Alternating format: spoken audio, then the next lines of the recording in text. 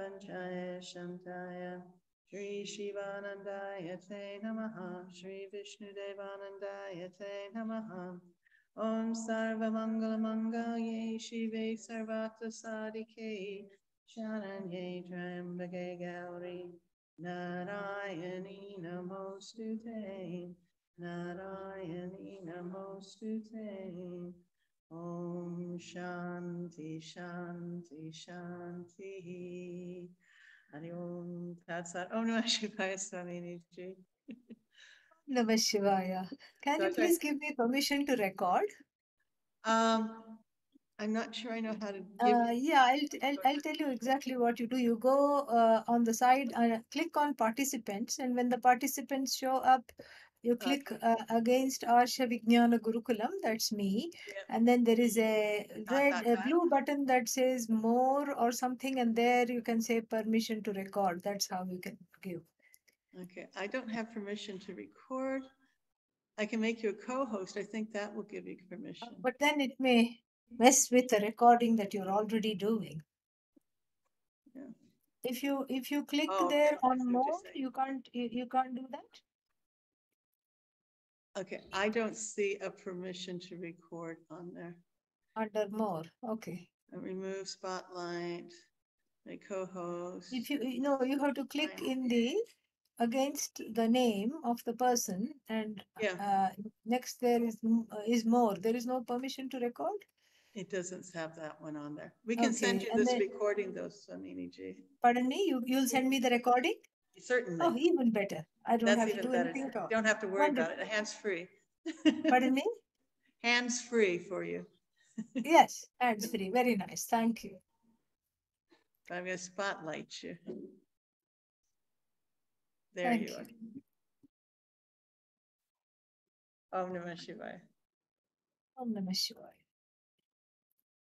So we will continue a little bit with conclude the mantra from the Kenopanishad, and then move into the workshop mode of the next topic, which is Kaivalya Upanishad, the understanding of what is immortality.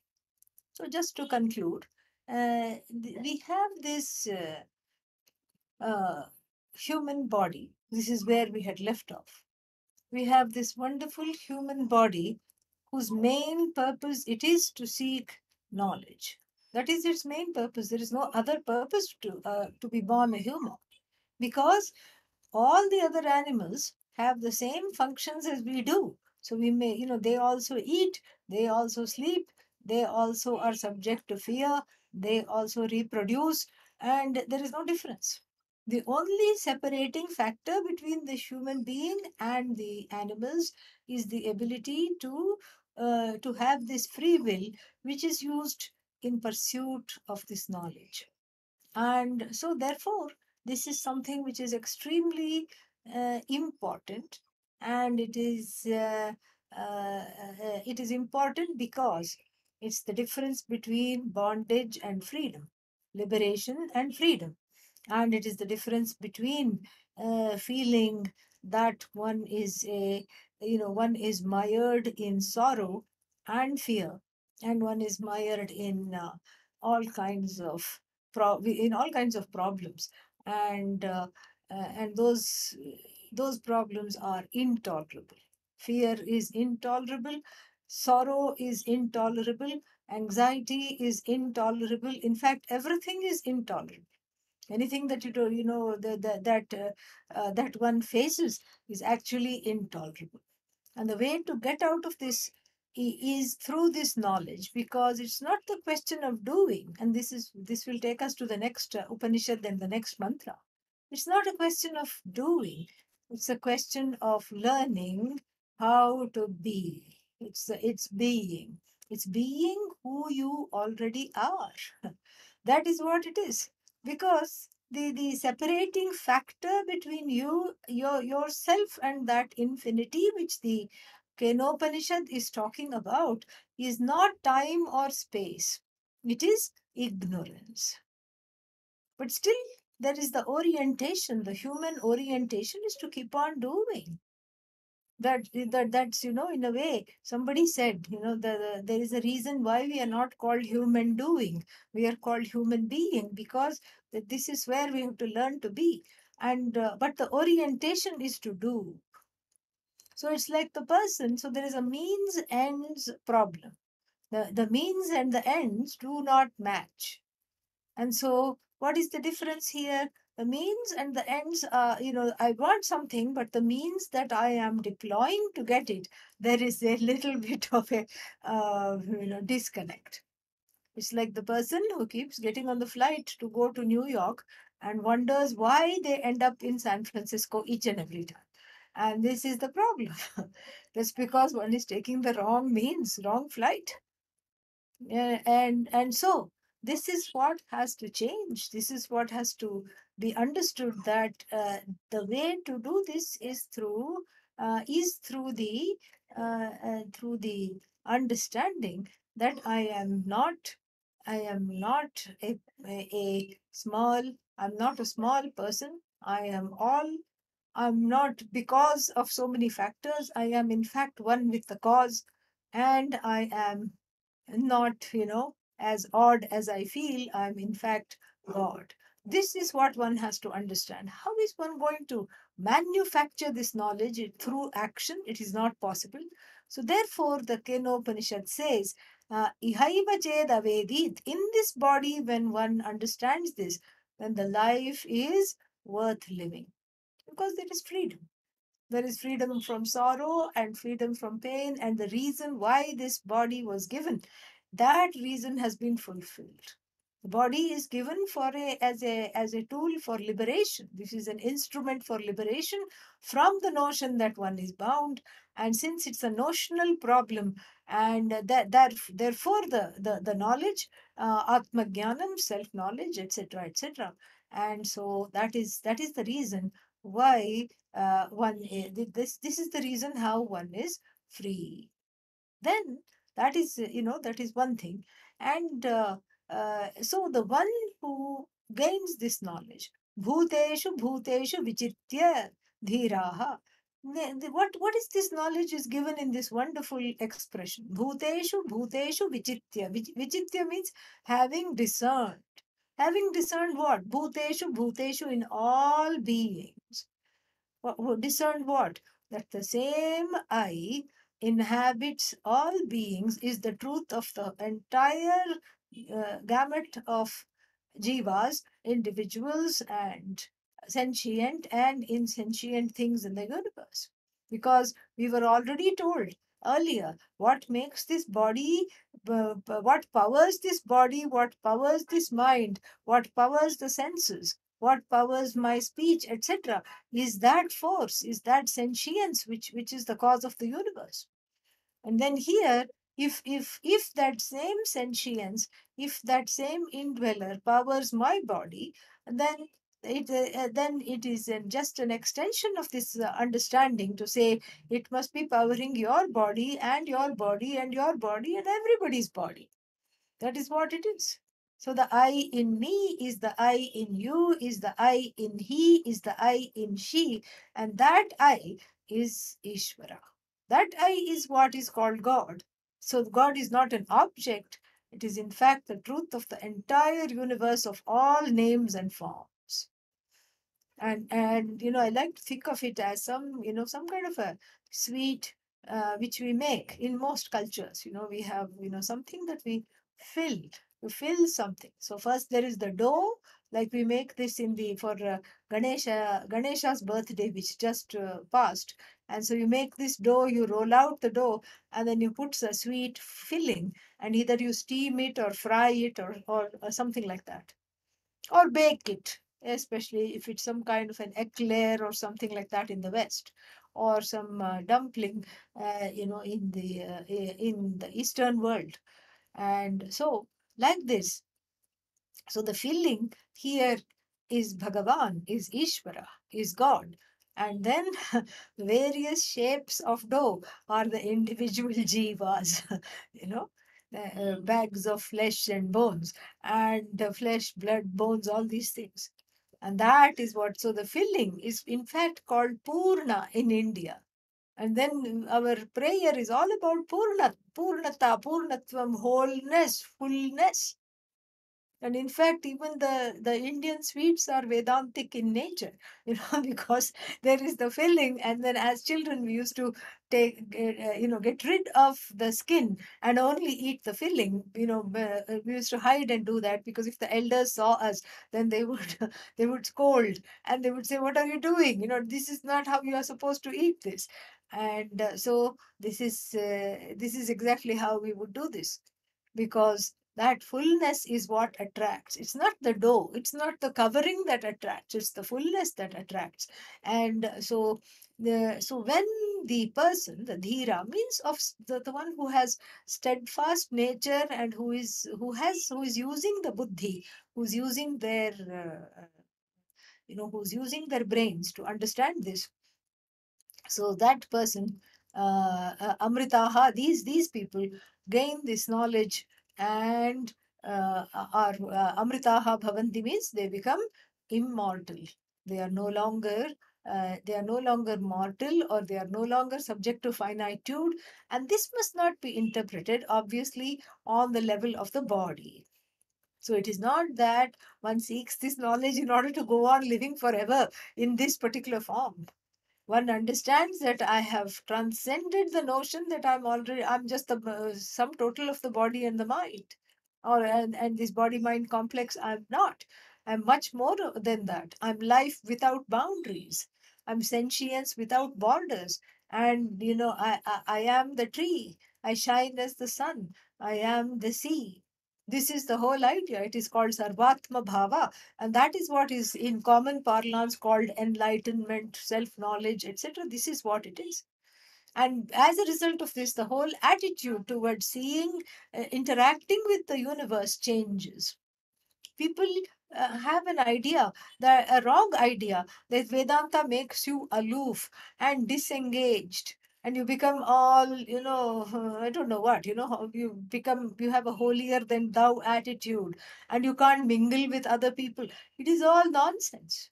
These kinds of ideas are just propagated by people who obviously do not understand, who do not have that understanding of what Vedanta is. And that is why they must not be, this is something we have to look at, take a close look at. Because the truth is that we don't have this notion of aloofness. The person of self-knowledge is not aloof, cannot be, because the whole world is an extension of him or her. And so there is compassion, there is patience, there is wonder, there is awe, there is glory.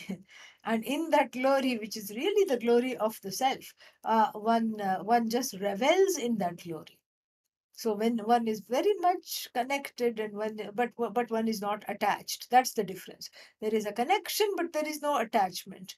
There is love without it becoming conditional and dysfunctional, and there is compassion without any reason. This is what is immortality, because one understanding I'm not the body, nor the mind, nor the senses. Then one is able to live happily, even in a dilapidated body and a never mind, a mind about which you can only say never mind. Even despite that, one is able to live happily. And so there is a nice wordplay in this verse. It says, if you don't understand that you are the infinite, it's an infinite loss, because the loss of the infinite is an infinite loss. And what happens as a result of this infinite loss? You become an infinite seeker.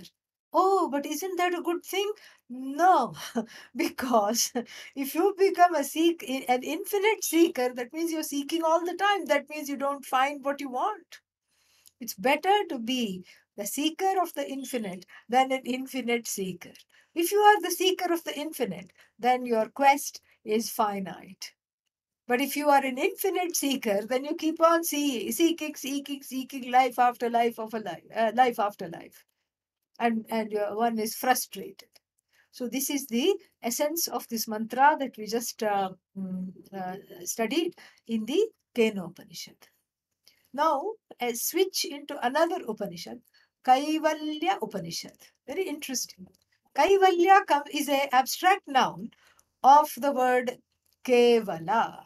Kevala means only, not to be confused with lonely. ah, Kevala means only, not lonely. So Kaivalya means onlyness. Again, not to be confused with loneliness. Otherwise, it will be a very sad Upanishad. Upanishad, we'll have to say. But it is not. It is onlyness, meaning it is that oneness. Kaivalya can be also translated as that oneness, where there is only that source which we have been talking about, which is there, and everything else is just a name and form, and the person who of this knowledge is able to see the source. Now, why is this an interesting Upanishad to study? Because it's because of its because it has a very step-by-step recipe for gaining immortality. Now, this obsession with immortality has been there with humankind since the beginning of time. Since the beginning, whenever they could, even the caveman and the cave woman wanted to live forever, I'm sure. And so, whether they could articulate it or not, maybe they did not have a language, or maybe they had a language very different from us. But the caveman and the cave woman had their own idea of what it is that is immortal, and they wanted that. So this has been there since the beginning of time. And why only human beings? Every single thing in the universe wants to live. Nobody wants to die. Nobody wants to be eaten. And that's why if you try to catch something that you want to eat, if it's an animal, it runs away. It runs away. That is why. Oh, but then what about eggplant? Eggplant doesn't run away. And you have to eat something, so we eat it. But then I heard this recently. One doctor has done some research that even the vegetables and the fruits do not want to be eaten, because they too have a, this I found fascinating. The vegetables and the fruits have a basic sentience, but then included in that sentience, I mean, they're certainly not capable of doing a math problem, and so that it's not that kind of a buddhi.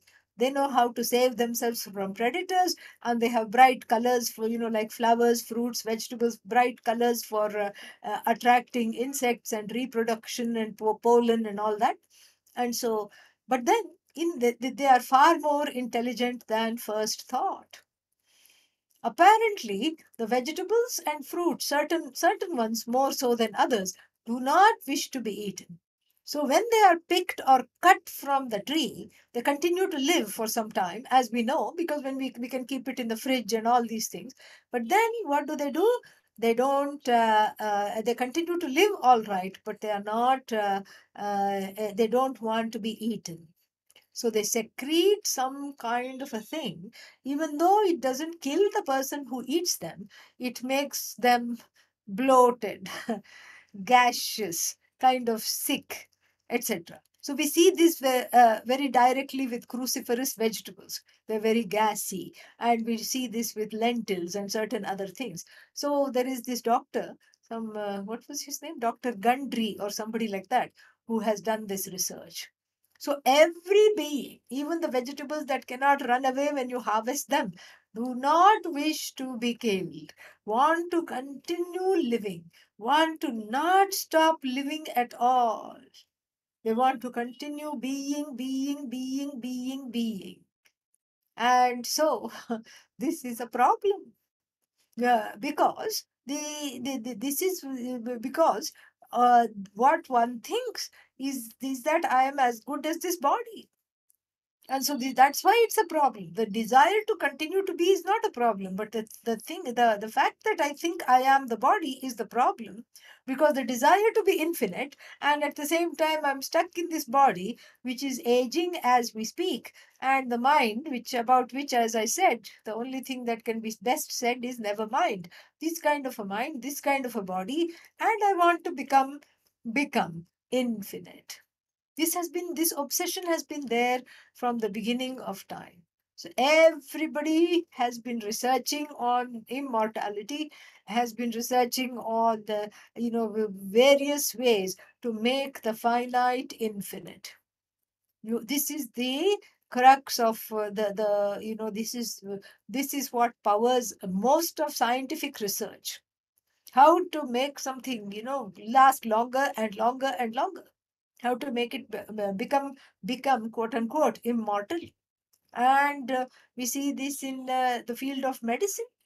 The doctors also trying to overcome and they're in a race to conquer diseases such as cancer and HIV and all these things. HIV is almost conquered because people do lead a full life thanks to certain advances in medical research and medicines, etc. And so all these things, nobody wants a death sentence. So the medical field is in search of immortality, and the whole of science in general. Everybody wants to just have that thing because of which everybody can continue to live, because it's a basic instinct, the instinctual desire that drives one's pursuits, really speaking.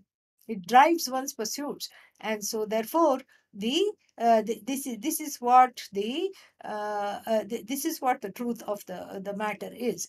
And so now another set of people that have had a shot at immortality are the alchemists. Alchemists who keep trying to make potions and concoctions and some kind of a thing that makes people live forever.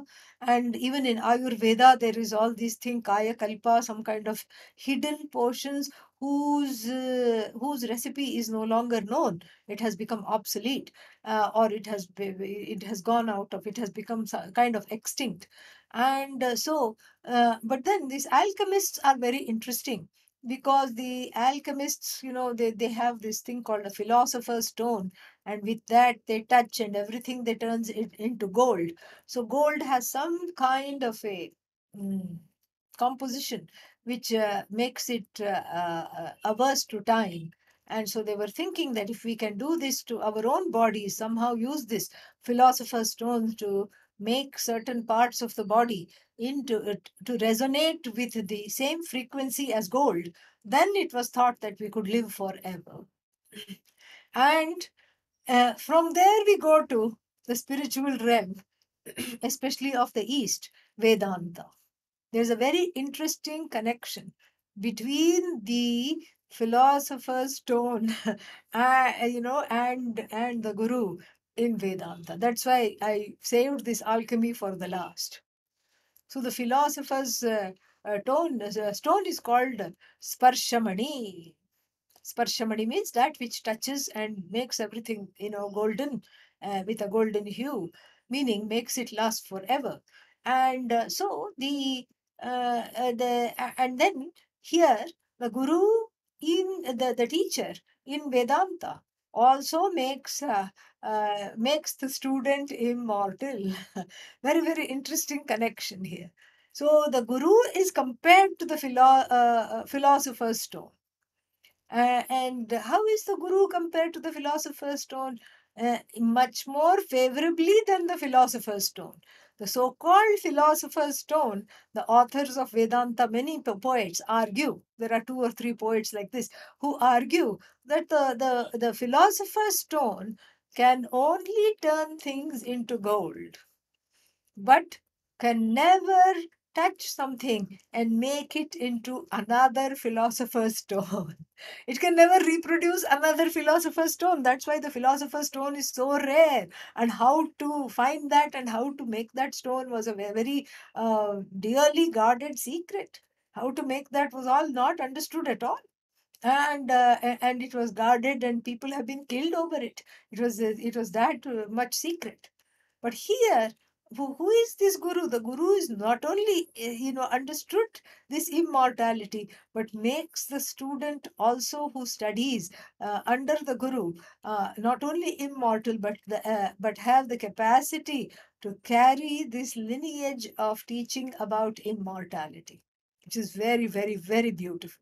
So the guru is compared to the philosopher's stone, and the philosopher's stone just suddenly loses its luster and loses its attraction, because what is here are the live teachings which is coming from the guru, shishya parampara, from the student, from the teacher to the student, who then becomes a teacher. The guru is able to make someone teach about immortality, not simply make somebody immortal. Because otherwise, you know what it would be? It would just be it would be like a cult. Okay, you come to me and then you sit in front of me and you do as I say, and I'll make you immortal, and then you should be eternally grateful because you'll be living eternally, so you can be grateful eternally. This is nonsense. So here, the study of the Upanishad not only makes one understand that one is free of death, one is deathless, one is not subject to death, because the I, which was aligned previously and wrongly identified with the body mind complex, is shifted over to this to the to Brahman, to the truth of oneself, to Ishvara. That is where I trace myself now. Before, I thought I was this body. Afterwards, I know I'm no longer this identified as the body mind complex. I am this Ishvara. I'm the same as Ishvara, Brahman, the cause of the universe. And so therefore, not only the student has studied this and has understood this, but the student is able to make the guru has made the student into another teacher who can teach about this to other people, keeping this the firebrand of this knowledge alive, keeping this the firebrand of this knowledge totally and fully alive. And so the Kaivalya Upanishad, talks about how to gain this immortality in a very, very interesting mantra. And what does it say? Na karmana na prajaya dhane na tyage naike amritattvama nashuhu. Very, very interesting. It says that how did people gain immortality? It says, no, first, in the typical Upanishad fashion, it talks about how immortality is not gained. How is immortality not gained? And immortality is not gained through three or four things. And what are they? Karmana. Karmana means by action. By action, one does not gain immortality by action. Now, why is that? Why not? Because all I know to do is to act. I am a doer. Many people say this with a lot of pride. Many people say this. I am a doer. And if I am a doer, then I should, I should be doing all the time. And so maybe what I should do is I should do karma yoga, because obviously that is the best thing for me because I am a doer. In fact, the premise that one is a doer itself is flawed. That is flawed. That premise is itself flawed. That premise has to be that premise has to be reconsidered and understood properly, because that mistaken premise that I am the doer comes from identifying with oneself as the agent of action, and mistakenly identifying oneself as the agent of action, and then as the recipient of the results of action, which actually one is not in charge of producing at all, as the famous verse from the Bhagavad Gita says. One is not the author of the results of action. And so therefore, this is to say that I will just do karma yoga. I will just do karma yoga. What will happen if you do karma yoga? You will get a mind that is ready for this knowledge. Karma yoga is not a substitute for the knowledge. Because by karma, what do you get? We get antahkarana shuddhi.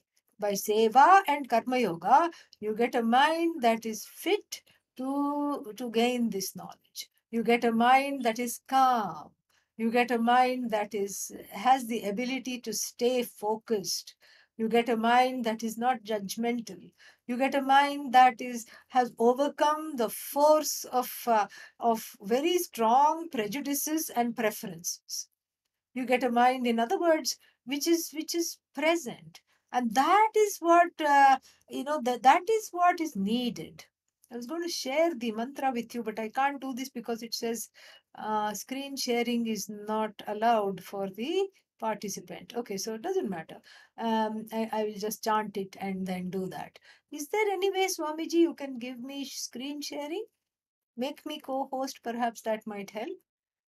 Then I can do that. Yeah, Uh, okay. I'll make you co-host again. yeah, perhaps I can share the mantra so we can do this. It'll be easier to see it Oh, because it's a you long mantra. okay? You are co-host. Okay, thank you. So let me try this now. Yes, success. Just give me half a second. Are you able to see this? Yes, we can see it. Okay, wonderful. So this is what it says. Na karmana, not by deeds, not by works, not by deeds. Why not? Why not by deeds? Because it is not it is because the problem is that you don't know. And so, how are you going to answer by doing? It's just the same problem of, finding yourself in San Francisco when you wanted to go to New York. That is basically what it is. You can do certain things, but then the problem is self ignorance.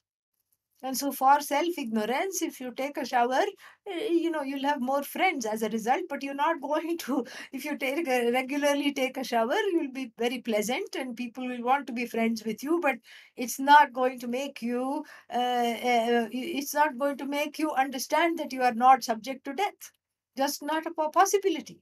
It's the wrong means. So, the Upanishad discusses a few wrong means. So not by deeds, not by work. And then so maybe if maybe if I have children, then I would have become immortal. Why? Because they live through me. And before that, I live through them second time vicariously. Whatever I couldn't fulfill, I fulfill through them. Perhaps that's the way it is. No. Why? Because the children are gifts of God and they come with their own karmic trajectory. You are just a managing trustee of the children. They are just here to be taken care of, that's all. To be taken care of, to be shown discipline and all these things and loved. That's all it is. Your job is over once they grow up. So it's not, you cannot live through them and neither can you make them live through you. That would be a very gross misunderstanding of what parenting is. And also the progeny in ancient India was important because it was see the word putra, progeny. Putra means son actually, but you can also take it for daughter or general. Putra. Put means naraka. Naraka means hell. Put from this put trayate, that which saves from hell is progeny. And I don't know what the seers meant by this. Maybe they thought that life without children would be so boring and lonely and it would be saving from hell. Or maybe perhaps in addition to that they had some idea of afterlife and everything, and so maybe the afterlife is pleasanter for people with children. I do not know. But here we are not talking of afterlife. We are talking of here, this life, here and now. And so not by deeds nor by having children do you get this immortality. And then the other word is dhanena. But then we have to, dhanena means by wealth. And here that na, this na has to be borrowed and then brought all the way over here. Because otherwise you'll think, otherwise when we read this, it'll say, na karmana na prajaya dhanena, not by deeds, not by progeny, but by wealth. No, that na has to be brought, not even by wealth. Because many times people use wealth as a stand-in for immortality. That's why there is so much scramble, because certainly people think that it gives them security, and security is a synonym for immortality. I can go living forever. If I have money, I'm okay. And then how are you going to know? Answer me this question. How are you going to know how much money is needed? How are you going to know? Especially when money has to be protected from money. Why? Because we are in the midst of a terrible inflation. So money itself loses value. It has to be protected from itself. And then how are you going to know that you are you are something which is you are somebody who is wealthy, and you will be okay? And then how are you going to know this? And then I'll be okay. How are you going to know this? You're not going to know. Even the wealthiest person has insecurity. Oh, what if? What if somebody comes and steals it? What if somebody hacks into my into my bank account? What if somebody does this? Somebody does that? They are even more insecure than the homeless person on the roadside. And so because they feel like there is a lot to lose. So money is the most misunderstood thing in the universe, because it is just it is just not properly it's got what is called some kind of a subjective overlay of one's own fears, one's own pains, one's own sorrows, and it's seen as some kind of a magic solution to everything. You give money and everybody and everything is over and everything is wonderful. And I have money and I'm okay. It's not. This is not a very good retirement plan, even on the empirical level. And what to talk about the absolute level of of leading one to the knowledge that one is already immortal? Not, not possible. And this is further iterated in the famous dialogue between what's his name, Sage Yagnavalkya, who was instructing his wife Maitreyi. And Maitreyi told, Yagnavalkya told his wife, I need permission because I want to go and become a renunciant. I want to go become a renunciant, so therefore I need permission. And then the wife say, and then he hurriedly says, but I am a very wealthy man and I have left you all the money, so you will not want for anything. You will not miss me at all because I leave the money with you. And so she has a very good question. She says, so with the wealth that you are leaving me, will I get the immortality that you are going after to meditate in the forest and to be with yourself and to live a life of a monastic, a sannyasi? And so he says no. A very famous line in the Shastra, Vittena na asha asti amritasya. There is no hope of gaining immortality through money, because money just can make you comfortable. It can make you have good things, wear nice clothes, eat, drink, and have a social life. Maybe you'll have lots of friends also because they are attracted to the money, not to you, but to the money. But you can think they are attracted to you. That's how it could be. So this is also crossed out. Na dhanena. Three things are crossed out. Na karmana, na prajaya. So this is how the life. See, look at these pursuits. These three things are the regular pursuits of life of people who are not exposed to spiritual knowledge. This is what people follow. People follow people follow actions. They become slave, and they become karmaholics, not karma yoga holic. That is fine, but they become karmaholic, just doing karma all the time. And then or they are obsessed with children and grandchildren, and or afterlife or something like that, or they are obsessed or they are obsessed with money. And so most of the everyday pursuits in the life do not lead to where you need to go. Do not lead to immortality, which is very, very much wanted and loved, and this is fully sought. Does not lead there at all. But only so, then what? How does it lead? Very step by step is given. Tyagena. And this is a little bit of a wake up call, because as soon as you hear this, oh my God, Tyaga means what? Which is written right here. Only by renunciation. Wasn't by renunciation enough? Why did you have to put the word only? And then what's going to happen to me, who doesn't want to lead the life of a sannyasi? I want to enjoy whatever the world has to offer, and I want to have a little Labor Day weekend retreat and to enlighten my mind and free it from the daily grind of life. And here you are telling me to shop for orange clothes. What are you doing to me? And and so and then yesterday I was also, I was listening to Swami Sita Ji's talk, and she said something about, very definitely she said, and she repeated it twice. She said, this is a monastic order. This is a monastic order. And so, coming on the heels of that, one would think that, we are trying to catch hold of everybody. Thank God people are on Zoom. Otherwise, we would catch hold of everyone and then dip them in some orange bath and then set them, put them in a, what should we call it? A zenitentiary. And, so maybe that's what the monastics do. Actually, not. Because, for practical purposes, we try to keep our tribe small, really. And where else will we go for lunch? If everybody was ordained as sannyasi, then who will feed us? Very practical question, but that's just a joke. But this is not what is being talked about here. So no need to get afraid of the word tyaga. And indeed, it means letting go. Indeed, it means renunciation.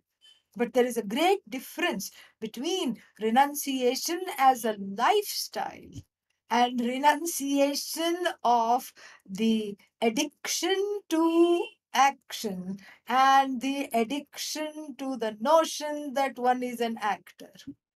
There are two different kinds of what is that called? Two different kinds of renunciations. One might argue one renunciation is it's externally brandished, presented, performed, so to speak, where one is a sannyasi, one wears certain clothes and one has a certain lifestyle.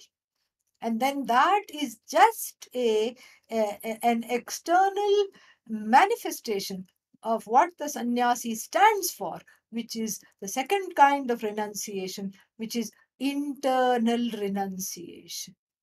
Internal renunciation. What is internal renunciation? Internal renunciation means, just the ability to let go. Let go of what? First, we start with the small stuff. And I recall an incident in my life when I first came to America, as a student, and then I was cleaning houses in order to make a little bit of a living. And one house I went to clean, the lady was little scary, because she said, you have to clean this way using this brush for this. For everything, there was a rag and a brush, very separate, everything. You have to clean in this way. You can't do this, you can't do that, and you must do this, must do that. And this is how the pet hair, and this is what it is. And I tried to tell her, I have cleaned before, and don't worry, I'll do. No, no, no, no, no. This is how you have to do this.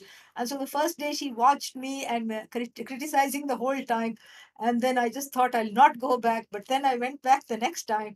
And thankfully she wasn't there. So I started to clean.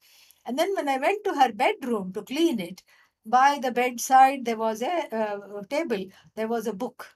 And it was called Don't Sweat the Small Stuff. And I thought to myself, boy, she really needs this book. I'm glad she has this book. And so maybe I should put it in a more prominent position, I thought. So I like the title of the book a lot. Do not sweat the small stuff. So first we start with the small things. Because before long we become addicts to try to control the universe around us. And that is such a futile thing, I tell you. That does not lead anywhere, because the universe has its own laws, and the people in the universe, including your own pet dog, has its own mind. Sit, you say, and it looks at your hand. It has no treat. You have no treat in your hand. It is not going to sit. It is cleverer than you are. And then you have to go and bring it a dog biscuit, and then it will sit. Now, who is ordering who here? And even when you take the dog for a walk, sometimes I wonder, because the dog is in front, straining at the leash, and the owner is helplessly following behind. Who is owning who, really? And so, when we look at all this, it becomes abundantly clear that this renunciation that is indicated here is as a recipe for immortality, is the renunciation of control.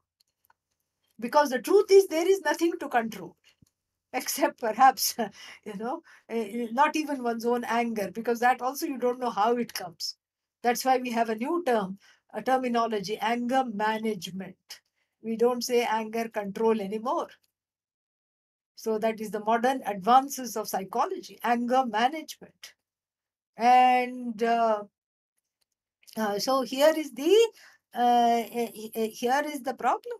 The anger management, and everything has to be managed. There's nothing to control. You can barely, be in charge of your own emotions. What to talk of other people? You're barely in charge of your own unconscious mind. That's why it's called unconscious mind, because you don't know when something erupts like a volcano. Somebody says something and then something gets triggered. That's why it's called the unconscious mind. And so renunciation means stepping back from trying to control the universe as though it's a menu in a restaurant. I'll have the salad, but I'll have the dressing on the side. And then I'll have it this way, but then it should be not fully cooked, and it should be like this. And even that, the waiters might find it difficult to oblige. But here, this is just letting go of all control. And if all control is frightening, then we start by small stuff. But then what is small stuff? How do you define what is small stuff? Small stuff means you ask yourself, when confronted with a deep desire to control something, ask yourself some basic questions. Does this really matter? Oh, yes, it matters. If that is the answer that comes out, then take a few deep breaths, take a walk around the room and ask it, calm down and ask it again. Ask the same question again. Does this really, really matter? The answer will be no, not really. Is somebody going to get sick if I don't do this? No. Is somebody's life in danger? No. Am I in danger? Not really. Okay, then drop it, let it go. No, but I want to win the argument because I'm right. Do you know that you are right? Yeah. Okay, then why should somebody else tell you that you are right? If you know you are right, you can let go. So, this would be the first step. This is not even letting go of your favorite things. A few of your favorite things you can hang on to, no problem. But then intervention is at the level of the control of the notions in the head. So many notions. I have to be this way, I have to be seen this way, I have a certain presentation of self, and without that I'm nobody and nothing, and I want everybody else to comply and oblige me in this way. You can't have a say over other people's ways. Simple. You cannot. You cannot. They are not even predictable. Forget having a say over the other people's ways. They are not even predictable. And so, how are you going to manage to control them? Not at all possible. So, first you let go of notions about how you want things to be. You drop the notions and the things drop by themselves. So next, the renunciation is enacted at the level of speech, even before action. We are talking of speech. Renunciation by speech is a particular tapas. It's a particular discipline called vak tapas. It is the sister of Maunam. Maunam we know. Keeping silent as a sadhana. We know this and we love this very much. It is wonderful. But then harder than Maunam is Vak Tapas. Maunam, you just keep quiet, and if you make sure you remember to keep quiet, and then you don't talk at all, and then that's okay. You don't respond, you don't react. It's wonderful. But then Vak Tapas is the postgraduate of Maunam. Vak Tapas means I know how much to say, when to say, what to say, and when not to say. This is the idea. And talking about Vak Tapas, the sages in the tradition have given a little formula, because it can be very difficult to know how much to say, when to say, what not to say, how to do this. So we go by a particular formula. What is that formula? The formula is as follows. The formula is Satyam Vada. Speak the truth always. And because this is dharma, so you catch hold of dharma, all the yamas and niyamas and everything, and so that is all dharma, and so you catch hold of truth. Satya bhashanam, satyam vada. Speak the truth. And then what else? Speak the truth, and then speak the truth, and then priyam vada. But speak it in a way that is pleasing, because the truth sometimes can be harsh. And if you speak it harshly, if you tell somebody you'll never learn this, you'll never understand this, you're good for nothing, maybe that is the truth. I don't know if that harsh, if that is the truth, but supposing that's the truth about somebody, to say it like that would make would give cause for an indelible hurt.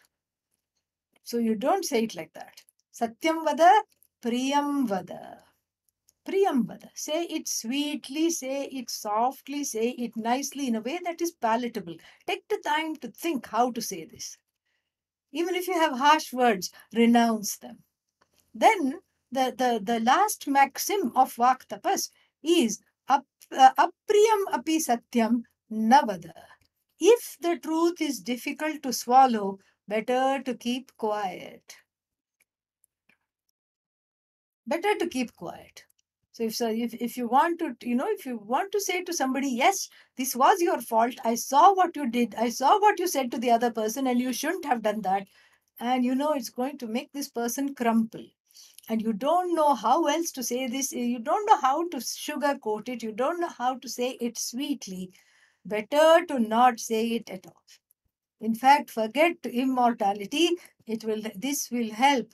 This knowledge will help the everyday relationships in the domestic front, with one's family, with one's co-workers, with one's friends. All this at the work, at home, everything. This is something which is very, very needed. When to talk, what to talk, how much to talk, and when to keep completely quiet. So you renounce, the renunciation begins at this level.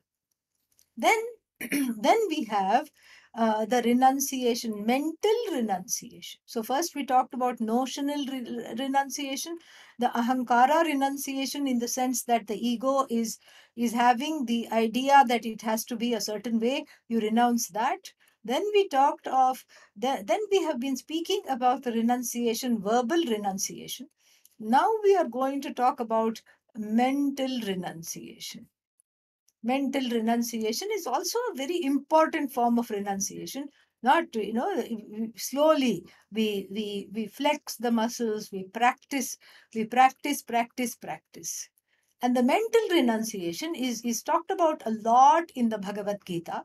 And I refer to one particular verse, a very famous verse, in at the end, towards the end of the second chapter, when Arjuna asks the question, how does the person of knowledge live, walk, talk? In other words, how do I recognize a person of knowledge? And to which Lord Krishna responds, Prajahati yada kaman sarvan parthamanogataan atmanyevatmana tushtaha sthita prajnastadochyate. Prajahati, the one that gives up forcefully. Yada, when a person is able to just give up completely, totally, not so much forcefully, but totally. What? Kaman, all the desires. Sarvan Kaman, all the desires. And what kinds of desires? Manogatan Kaman. Desires, even as they arise in the mind, they are given up, given up, given up. This is sannyasa, internal sannyasa. This is, we don't need external sannyasa if you have this. External sannyasa becomes optional. Internal sannyasa is much harder because anybody can get one orange frock and parade in it, and anybody can do that. But this is what sannyasa stands for. It's all an inside job, and that is what it is. And so here, a desire will come. Maybe it is a harmless desire, you entertain it because it's not even a formed desire. It is at this point a kind of a fancy. Oh, it would be nice to have this. But then, do you really need this? No, actually, I don't need this. So then you just let go of that. You let go, let go, let go, even as the desires form in the mind. First, we do it with desires that are nishedha, means prohibited desires. Desires that are against dharma, against universal dharma, against your own dharma in life. Like, for example, the desire to get married.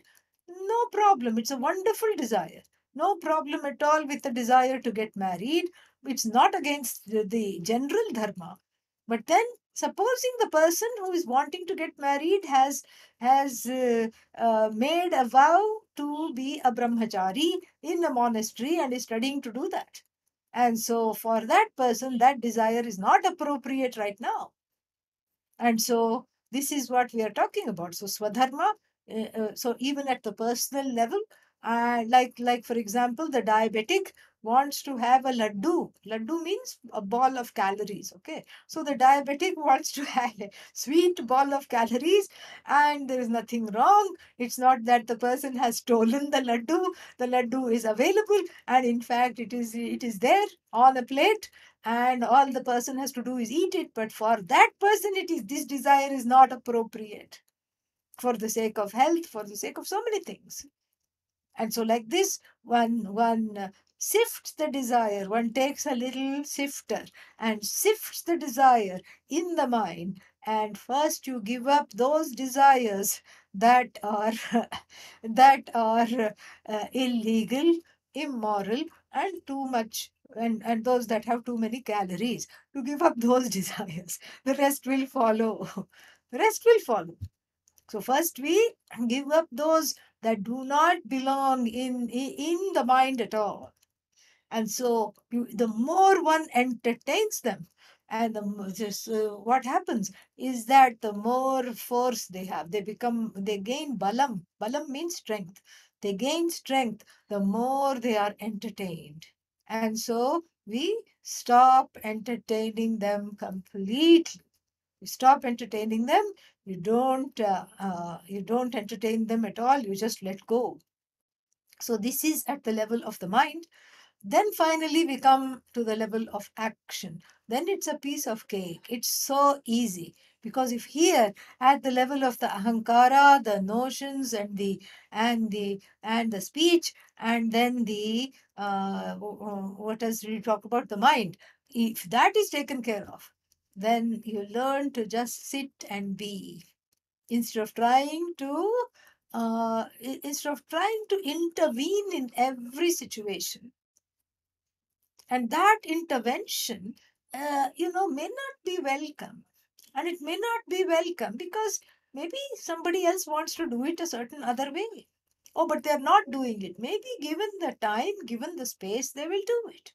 Like even in a classroom, when the teacher says any questions, nobody responds. So then, you just, let's say the same person who keeps asking the question, asks the question thinking that, oh, nobody else is asking. So maybe I'm the one should be asking because nobody else is asking. But if that person who is very talkative has no issues with confidence, just keeps quiet for a while, makes the space, somebody slowly may raise a hesitating hand and slowly say, I'm not sure if I'm asking the right thing. I'm not sure, maybe very hesitatingly. And so this is what it is. It is about making space. It is about giving up what you can easily have at the level of action to make space for perhaps others to enjoy it. It is coming from a spirit of renunciation, which is powered by a spirit of seva and service, which is also, as a student of Vedanta, as a student of this knowledge, which is also powered by a very, very strong, a strong ethic. And what is this ethic? The ethic is that I'm already studying about how fulfilled I am. I'm studying about fulfillment. It is something to know. And so let me try to live a life of least disturbance. That is what the person of compassion, the person of Vedanta knowledge, the more you study Vedanta, the less you want to disturb others. And sometimes we cause disturbance even without knowing it. You just have to walk into a room and, sometimes people are disturbed.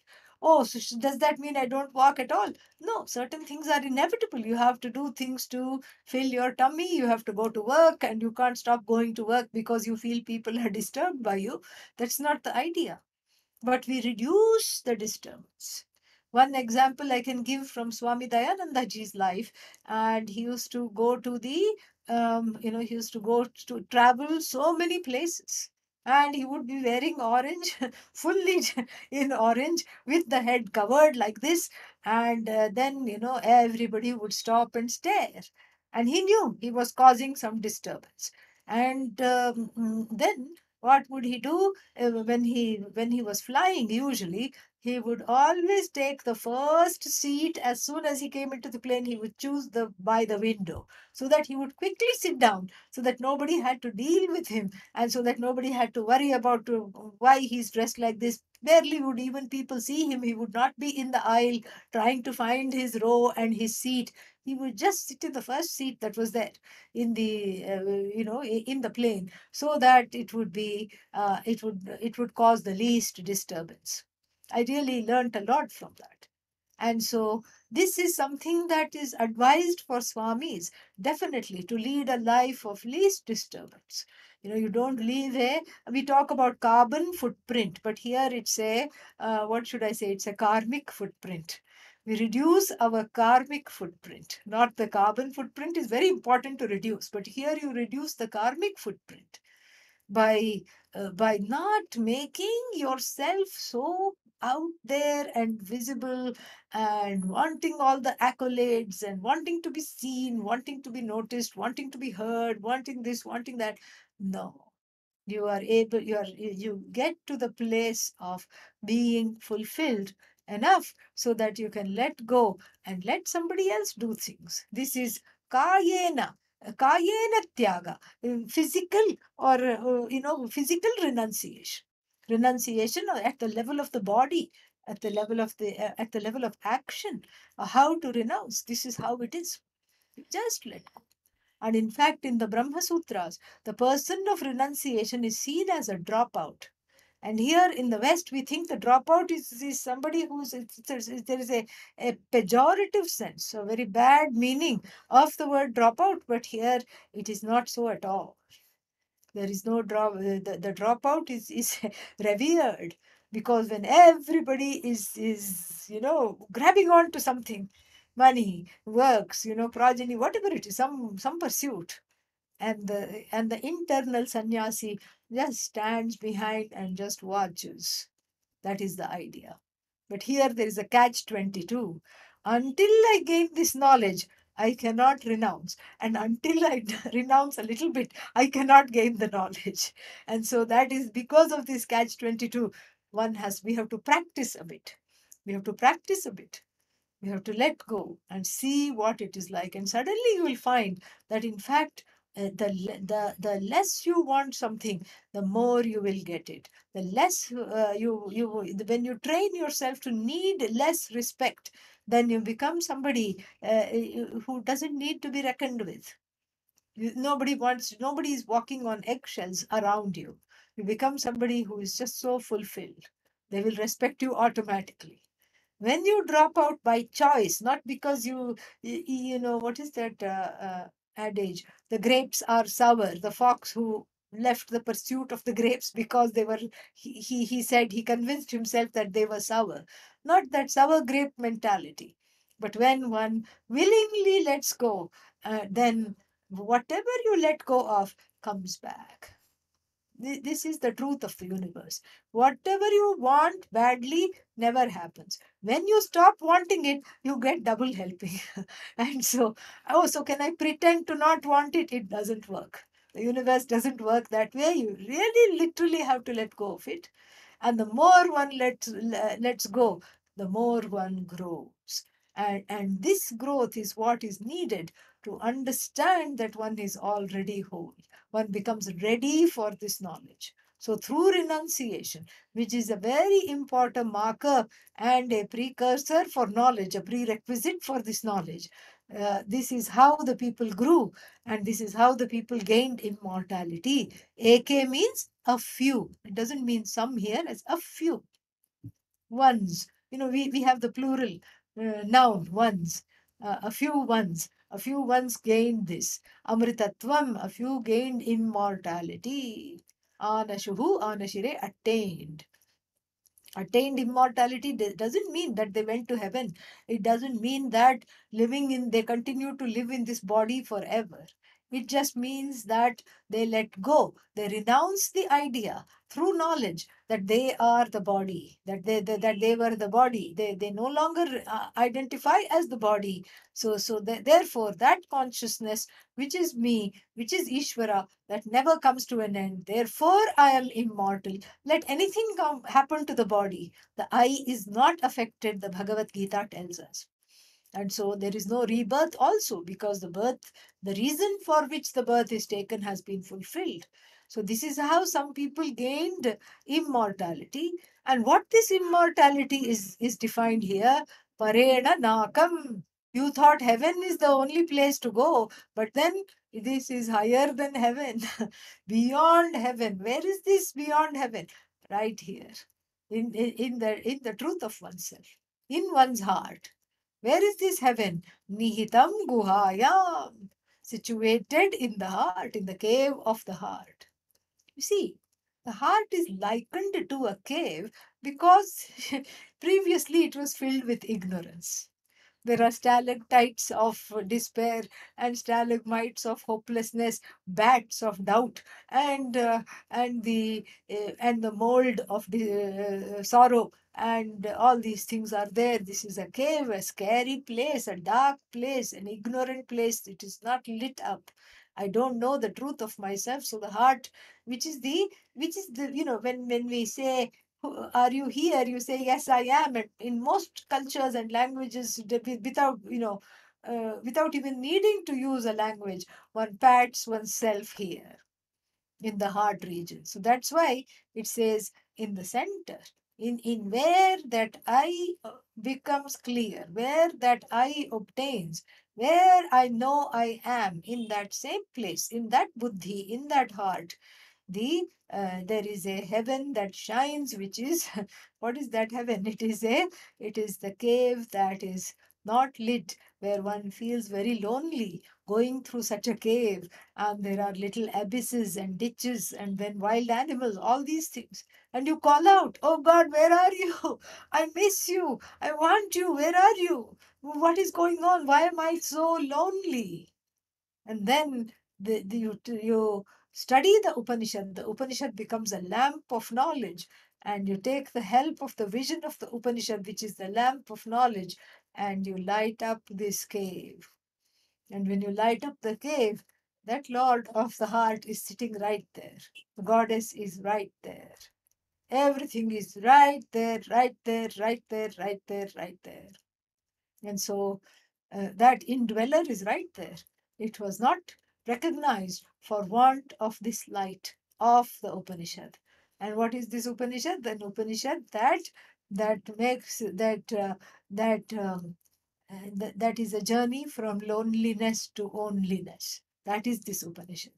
And so it is higher than heaven, but it is not somewhere far away. It is not remote. It's not away from you. It is, in fact, in the cave of the heart. This is what we see in Indian temples also. Everything is, the ancient ones, like the Meenakshi temple in Madurai and so many places, they don't have artificial lighting. You go there and stand in front of the sanctum, and the sanctum is all dark. There's just a tiny oil lamp, and the walls are black, made of black stone, and the deity is also black, made of black granite. And the pujari, the person who is the priest, is also dark because from South India. He is also black. And you don't see anything at all. And your eyes get adjusted to the low light and you see something flickering, a small little lamp. And then we have this thing called arati, which we do here in the ashram every morning, evening. That is what it is. That arati, the showing of the lamp. You just wave the lamp and then you light up the entire Lord, the entire goddess Meenakshi gets lit up. You say, she's so beautiful. Look at her sari, look at her jewelry. OMG, she is lovely. And where is she? She is you, really. She is you. And that camphor light, which burns without the trace, is the knowledge of the self. This is enacted daily in all the ashrams, all the temples, so that one is with that mantra. Na tatra suryo bhati, na chandra tarakam. It is a light of knowledge. It's the light of all lights. This light that I am consciousness. That light is the light of all lights, where the sun doesn't shine. Sun cannot outshine it. Moon cannot outshine it. What to talk of lightning? And because this light of all lights, the light of the self is there, all other things can exist. This is the one that brings everything to light. And then this is vibhrajate, it shines. This is called the self-shining eye, the self-lit eye, the self-effulgent eye in the form of Ishvara, Bhagavan shines. This is a Mahavakya. This is showing the equation between the Jiva and Ishvara. So Vibhrajate shines Yat, that which Yatayaha, all the Munis, the Rishis, and the renunciants enter. How can I enter the light in my heart? No, it's just a figure of speech. Enter means live as.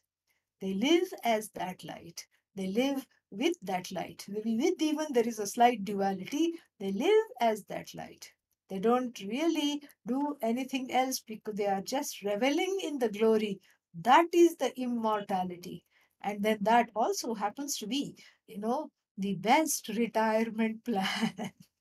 Really, think about it. How much money do you need in order to make sure that you have shored up enough for retirement? Nobody knows. And nobody knows how much it is because of inflation and recession and so many factors that are there. And so the best retirement plan is given in the Vedanta, in the Vedas, where you grow out of desiring, you grow out of holding on to things, objects, events, situations, people. You let go of control, and then naturally you need less to entertain you.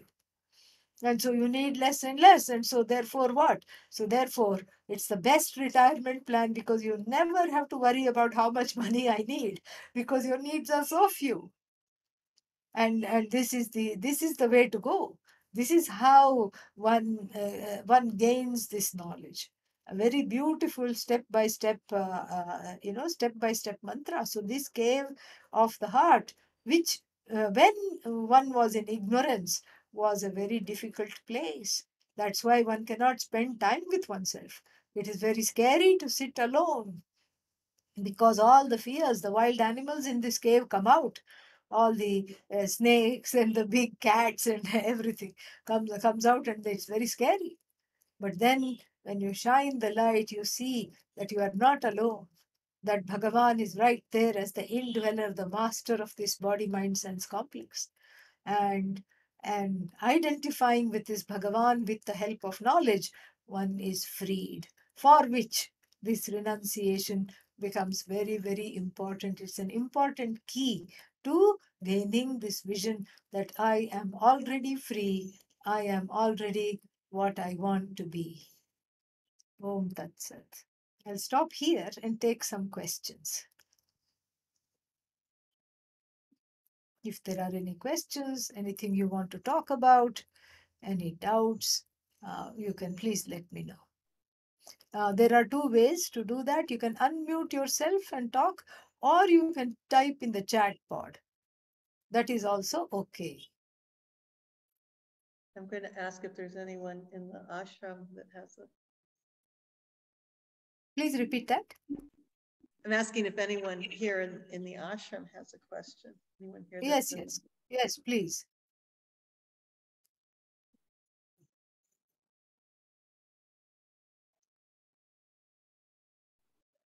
They're all leaving space. Sometimes, it occurs later. That's also okay.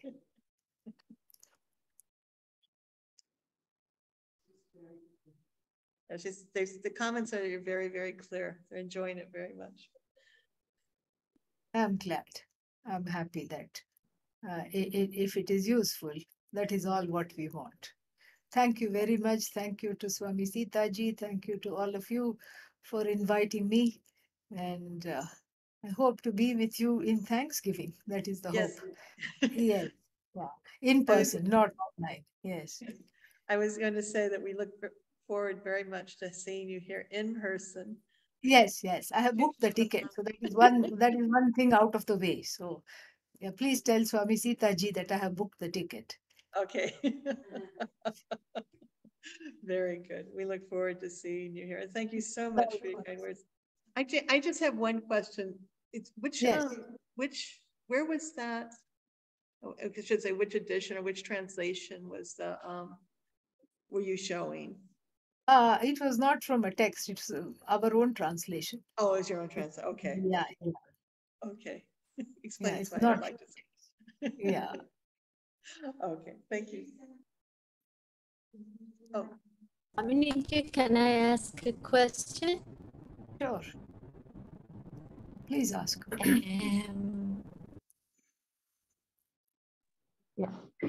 So you were mentioning that there's the first we give up the notion, the ahankara notion, and then there's the mental renunciation. So I'm just not sure if I'm clear about completely the difference between those two. If you can please. It has to do with all the I notions. The I notion. Meaning, it all has to do with the sense of I. And the mental giving up has to do with mostly with desires. This is how the Bhagavad Gita talks about. Yeah. So the mental giving up has to do with the sense of desires. The notional giving up is, for example, I am the desirer. You see, that's the difference. And the mental giving up here is, desires itself are let go of. I hope that's clear. Is that clear? Yes, yes, Yeah. thank you. We do have a request. Is it possible to send that document or just that mantra? Certainly. Yeah. I'll send it to you, Swamiji, and then you can share it with everybody. We'll print it or we can share with everyone. Yeah, you can share it. No problem. Nice. I'll do that. Yes. It'll be nice to have, in front. Yes. Anything else? Anything? Well, thank you again, Swaminiji. It's always such a joy to have you. Oh, it's very nice to be had. Thank you. And please send me the recording, okay, Swamiji? Yes, yes, I have it on my calendar. It takes a Thank you a little while for it to process. I have it on my calendar to send. Thank you so much. Take care. Om Take Namah care. Shivaya. Did you want to Om. finish it first? Wanted to? Yes, yes, yes. Om Purnamadav Purnamidam Purnat Purnamudachyate Purnasya Purnamadaya Purnamevavashishyate Om Shanti Shanti Shanti Harihi Om Shri Gurubhyo Namaha Harihi Om. Thank you. Thank you very much. Om Namah Shivaya. So we'll see everybody else. We come back at noon, our times. And then we'll be having the workshop with Bill Sinclair Ramdas about the nakshatras. Om Namah Shivaya.